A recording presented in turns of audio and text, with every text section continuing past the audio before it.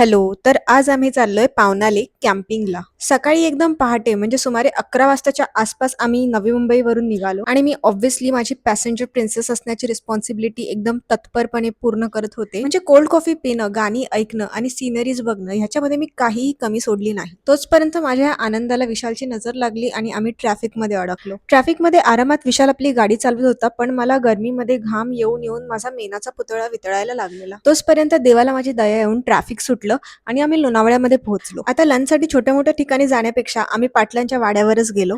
आता या पाटलांच्या वाड्याबद्दल कायच बोलू, एकदमच भारी होता.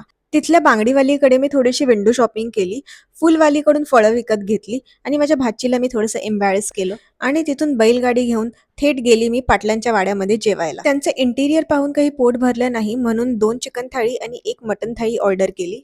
इथे कुणास ठाऊक का पाटलांना आमचा राग आला असावा, म्हणून कानातून धूर येईस्तोवर झणझणीत चिकन बनवलेलं. त्यानंतर आम्ही झोपाळ्यावर बसून झोके घेतच असताना माझ्या भाचीने तिचं हिडन टॅलेंट दाखवायला सुरुवात केली.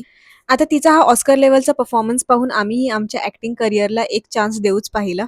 असं पोट भरेस्तोवर मटण हाणल्यानंतर एक खिंड पार करून आम्ही सूर्यास्त बघायला गेलो. तर इथे सूर्यास्तापेक्षा मीच फार सुंदर दिसत होती.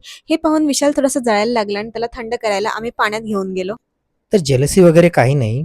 पावसाळ्यात पेपर बोट चालवणाऱ्या मुलीला खऱ्याखुऱ्या बोट्स दाखवणे हा त्याच्या मागचा हेतू होता.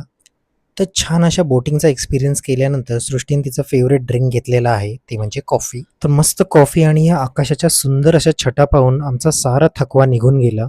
तर फायनली आम्ही आमच्या डेस्टिनेशनला पोहोचलो. सुंदर अशी लाइटिंग आणि हे आमचे कॅम्प होते. दुसऱ्या शहरात आल्यावर सुद्धा सृष्टीने इथल्या कोंबड्यांना काही सोडलं नाही. तर तिने मस्त दाबून असं एन्जॉय केलेलं आहे बीबीक्यू चिकन. सरप्राइझिंगली इथे लाईव्ह म्युझिक सुद्धा अब तो होतं. आदत सी है मुझको ऐसे जीने में सबको मालूम है यार सबको तर लाईव्ह म्युझिकमध्ये घसा कोरडा केल्यानंतर आम्ही लक्ष वेधले स्पोर्ट्सकडे. स्कूलमध्ये शूटिंग चॅम्पियन असणाऱ्या सृष्टीला इथे चॅलेंज होता आर्चरीचा. कर्णाचं नाव घेऊन सृष्टीने अर्जुनासारखा परफॉर्मन्स दिला. तर बरोबर निशाणा लागल्यावर सृष्टीने तिचा विजय नृत्य केला. तिच्या या परफॉर्मन्सने इम्प्रेस होऊन मी पण माझं लक ट्राय करायचं ठरवलं. खूपच कॉन्फिडन्सनी आणि अर्जुनाचं नाव घेऊन मी सुद्धा माझा निशाणा लावायला सज्ज झालो. पहिले मला पूर्ण पोल दिसत होतं, नंतर आउटर लेअर दिसत होती, नंतर मात्र मला 10 नंबरच दिसत होतं. थोडी भक्ती कमी पडली की काय म्हणून माझा बाण जमिनीत गेला. एवढ्या थोड्या डिस्टन्सने जरी मिस झालेलं तरी पण काय माहीत का सृष्टी खूपच हसत होती. असो, एवढे स्पोर्ट्स झाल्यानंतर आम्ही एन्जॉय केलं आमचं डिनर. अनलिमिटेड डिनर बोलल्यावर आम्ही कशाला ऐकतोय, हाणला एकदम. कसं वाटतंय मग Srishti, first night in the tent? It's actually very cold. I'm cold. Exactly समोर लेक आहे आणि इथे आमचा टेंट आहे. टू बी ऑनेस्ट मी एक्स्ट्रा बेडशीट वगैरे आणली आहे सो दॅट मी इथे एक्स्ट्रा माझी बेडशीट टाकणार आहे आणि मी पांघरायला पण माझं स्वतःचं घेऊन आले आणि सॉक्स वगैरे सगळं कवर्ड. आणि एकदा मी सगळं चेक करून येणार आहे कुठे काही किडा वगैरे नाही ना. सो असा आहे माझा थोडा पॅरेनॉइड एक्सपिरियन्स चाललाय.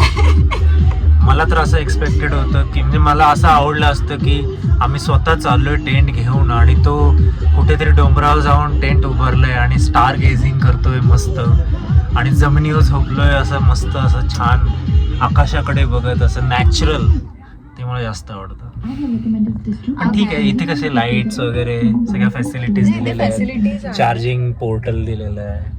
हे सगळं आहे. सृष्टीसाठी हे चांगलं आहे. माझ्यासाठी तसा पण हा पण टेंट मी 5वा-6वाच सिलेक्ट केलाय बघून बघून की कोणाची चेन नाही तुटली आहे ना, हे नाही ना, बेडशीट अशी हे तर नाही झाली आहे असं. So it's fine. ओके. सकाळी जेव्हा आम्ही उठलो तेव्हा टेम्परेचर होतं 15 डिग्री आणि रात्रीच्या अंधारात काही तळ दिसत नव्हतं. पण सकाळी झाल्यानंतर त्याला जवळून बघण्यासाठी आम्ही निघालो तळ्याच्या दिशेने. वातावरण खरंच खूप आल्हाददायक होतं. थंडीने आमची कुल्फी झालेली लिटरली. तरी पण आम्ही काही सोडलं नाही. आम्ही चालत राहिलो, पाण्याजवळ गेलो. सृष्टीने तिची शूटिंग चालू केली नेहमीप्रमाणे आणि मी आपले फेक कॅन्डिडेट देत राहिलो. कसं वाटतंय विशाल? गारगार वाटतंय. फक्त शहरात वाढलेल्या मुलींना गावातली थंडी कायच माहीत. सृष्टीने इथे पुरेपूर आनंद घेतला. इथली शांतता एन्जॉय करता इथल्या बदकांना बिलकुलही प्रायव्हसी मिळणार नाही याची आम्ही पुरेपूर काळजी घेतली, कारण या बदकाचे आणि बोक्याचे किती क्यूट आहे म्हणून 100-200 व्हिडिओ तरी आम्ही घेतलेच.